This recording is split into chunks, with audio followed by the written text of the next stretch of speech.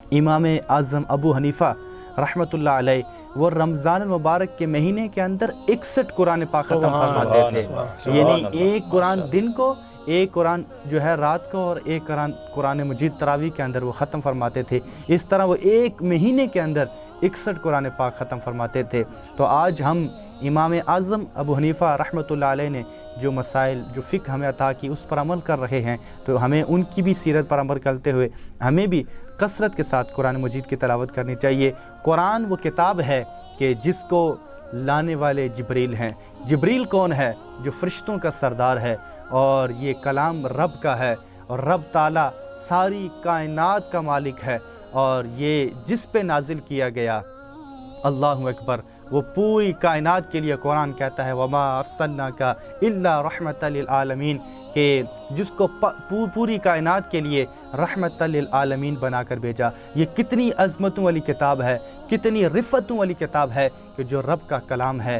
تو اس حوالے سے میں آپ سے مزید کچھ رہنمائی چاہوں گا کہ فضائل قرآن، قرآن کی تلاوت کے حوالے سے تو آپ نے بیان فرمایا، فضائل قرآن، یہ قرآن کی فضیلت، اور اس کے علاوہ رمضان المبارک کے اندر خصوصی طور پہ جو حفاظ قرآن سناتے ہیں اور لوگوں کے دلوں کو تسکین پہنچاتے ہیں، اور پورا رمضان المبارک کے 30 دن، 29ویں دن یا 26 دن وہ لوگوں کو قرآن سناتے ہیں، اور پورا قرآن تراویح کے اندر سناتے ہیں، تو کیا ان کی بھی کوئی فضیلت ہے؟ کیا ان کے بارے میں بھی کوئی احادیث مبارکہ مرقوم ہے؟ اس حوالے سے رہنمائی کرنا۔ قرآن مجید کی فضیلت کے لیے اتنا ہی کافی ہے کہ یہ سچے رب کا سچا کلام، اللہ اکبر، یہ کائنات کی جان، جن کے بارے میں میرے سید اعلیٰ حضرت امام اہل سنت فرماتے ہیں کہ وہ جو نہ تھے تو کچھ نہ تھا، وہ جو نہ ہوں تو کچھ نہ ہو، جان ہے وہ جہان کی، ارے جان ہے تو جہان ہے، جن کے صدقے اللہ نے ساری کائنات کو تخلیق کیا۔ مدینے والے مصطفیٰ کے سینہ نور پہ اترنے والا یہ رب کا سچا کلام ہے۔ قرآن مجید کی فضیلت کے لیے یہ بھی کافی ہے کہ یہ کسی بیمار کے پاس پڑھا جائے تو اللہ تعالیٰ اس قرآن مجید کی آیات بینات کے صدقے سے بیمار کو بیماری سے شفا عطا فرما دیتا ہے۔ قرآن مجید کے فضائل کے لیے، فضیلت کے لیے یہ جملہ بھی کافی ہے کہ یہ قرآن مجید اگر غم کی کیفیت میں پڑھا جائے تو غم ہلکا ہوتا ہے، خوشی میں پڑھا جائے تو خوشی کو 4 چاند لگ جاتے ہیں۔ اس قرآن مجید کو جو ہے اگر مرحومین کے ایصال ثواب کے لیے پڑھا جائے تو جانے والوں کی روحوں کو تسکین ملتی ہے۔ یہ قرآن مجید اگر گھر میں پڑھا جائے تو شیاطین گھر سے بھاگ جاتے ہیں۔ اور اس قرآن مجید کی فضیلت کے لیے یہ بھی کافی ہے کہ یہ قرآن مجید دنیا کی ساری کتابیں ایک طرف، کسی کتاب کو اگر آپ اٹھا کر دیکھیں تو ثواب نہیں ملتا، لیکن اللہ کے سچے کلام کو اگر آپ اٹھا کر صرف اس کی زیارت کریں گے تو اس کی زیارت کرنے کا بھی ثواب ہے، اس کو چوم کر ماتھے سے لگانا بھی ثواب ہے، اس کو اٹھا کر چلنا بھی ثواب ہے۔ اللہ اکبر۔ اور اس قرآن مجید کی فضائل کے لیے یہ اتنا جملہ کافی ہے کہ اللہ تعالیٰ نے اس کلام کے اندر ایک سورت ایسی نازل کی ہے کہ جس کو پڑھنے سے اللہ تعالیٰ جو ہے 10 مرتبہ مکمل قرآن مجید پڑھنے کا ثواب عطا کرتا ہے۔ وہ سورہ یاسین ہے جسے قرآن کا دل کہا گیا۔ اس قرآن مجید کے اندر ایک سورت ایسی ہے جسے 3 مرتبہ تلاوت کرنے سے جو ہے اللہ پورے قرآن کا پڑھنے کا ثواب عطا کرتے ہیں، جسے سورہ اخلاص کہتے ہیں۔ تو یہ قرآن مجید سچے رب کا سچا کلام ہے۔ اسے غم کی گھڑی میں پڑھا جائے تو غم دور ہوتا ہے۔ اللہ اکبر۔ بیمار کے پاس پڑھا جائے تو اس کی بیماری سے اسے شفا ملتی ہے۔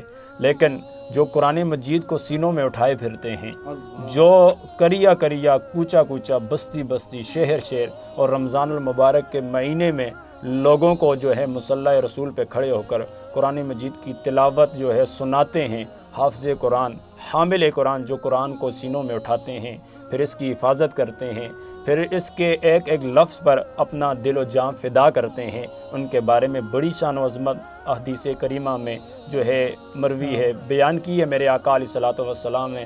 لیکن میں حافظ قرآن کے حوالے سے سب سے پہلے حدیث قدسی آپ کو سناؤں گا۔ حدیث قدسی وہ کلام ہوتا ہے جو کلام تو رب کا ہوتا ہے، زبان میرے مصطفیٰ کی ہوتی ہے۔ میرے اور آپ کے حبیب علیہ الصلوۃ والسلام نے حافظ قرآن کی شان کو بیان کرتے ہوئے صحابہ کو فرمایا، صحابہ میرا رب فرماتا ہے، حدیث قدسی ہے، ان للہ اہلین من الناس، کہ بے شک اللہ فرماتا ہے روئے زمین پر کچھ لوگ ہیں جو میرے گھر والے ہیں۔ اب اللہ تعالیٰ کن لوگوں کو زمین پر جو بسنے والے ہیں، کن لوگوں کو اپنے گھر والا کہہ رہے ہیں؟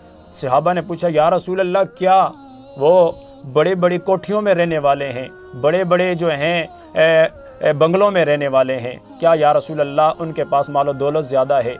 تو میرے اور آپ کے رسول کریم نے فرمایا نہ صحابہ ایسی بات نہیں ہے۔ فرمایا یا رسول اللہ ہمیں بتایا جائے اللہ تعالیٰ ساری کائنات میں سے، ساری اپنی خلقت میں سے کن لوگوں کو اپنے گھر والا جو ہے قرار دے رہا ہے؟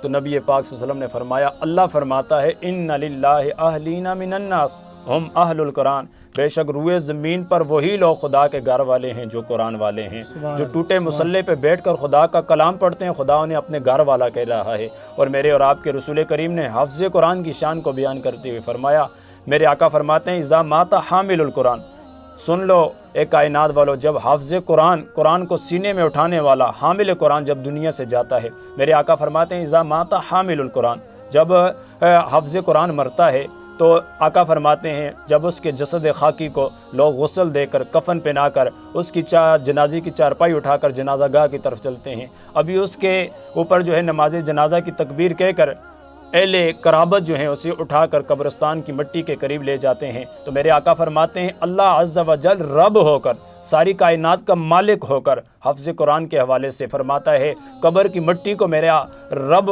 جو ہے وہ صدا دیتا ہے اپنی شان شیان۔ اللہ کے حبیب نے فرمایا اللہ فرماتا ہے لا تاکلی لحمہ، اے قبر کی مٹی حافظ قرآن کے بدن کو نہ کھانا۔ اللہ اکبر۔ بڑے بڑے علامہ جنید صاحب جگیردار مر جاتے ہیں، بڑے بڑے وزراء مر جاتے ہیں، کائنات میں بسنے والے بڑے بڑے بادشاہ چلے جاتے ہیں، لیکن میرے آقا فرماتے ہیں اللہ تعالیٰ کسی کے لیے قبر کی مٹی کو صدا نہیں دیتا، لیکن یہ کون آ رہا ہے جس کے لیے کائنات کا رب جو ہے صدا دے رہا ہے لا تاکلی لحمہ، اے قبر کی مٹی اس کے بدن کو نہ کھانا۔ اللہ اکبر۔ میرے آقا فرماتے ہیں پھر قبر کی مٹی اللہ کی بارگاہ میں پکارتی ہے وَكَيْفَ آكُلُ لَحْمَهُ، اے میرے رب، اے میرے بنانے والے، میں اس کے بدن کو کھا کیسے سکتی ہوں، کیونکہ وَكَلَامُكَ فِي جَوْفِي، مالک اس کے سینے میں تو تیرا کلام رہا کرتا تھا، مالک اس کے سینے میں تیرا کلام اور تیرے مصطفیٰ کا فرمان رہا کرتا تھا۔ اللہ اکبر۔ پتہ چلا حفظ قرآن کا بڑا مقام ہے کہ جس کے لیے اللہ خود جو ہے قبر کی مٹی کو صدا دے رہا ہے کہ اس کے بدن کو نہ کھانا۔ اللہ اکبر۔ قبر کی مٹی بھی جانتی ہے میرے اندر آنے والا جو ہے حفظ قرآن آ رہا ہے، تو میری تمام سننے والوں سے یہ التجا ہے کوشش کریں اپنے گھر کے اندر اپنے خاندان میں ایک ایسا حفظ قرآن تیار کریں کہ جو ہمیں دنیا میں رہ کے خدا کے قرآن کی تلاوت بھی سنائے، اور جب ہم حشر کے دن اللہ کے حضور حاضر ہوں تو یہ حفظ قرآن ہماری وہاں حشر کی گھڑیوں میں ہماری شفاعت کا سبب بنے۔ اللہ روئے زمین پر جتنے بھی حفاظ ہیں اللہ انہیں قرآن مجید کی تعلیمات پر عمل کرنے کی توفیق عطا فرمائے۔ اب ہوگی آپ کی بات صرف DTH نیوز پر۔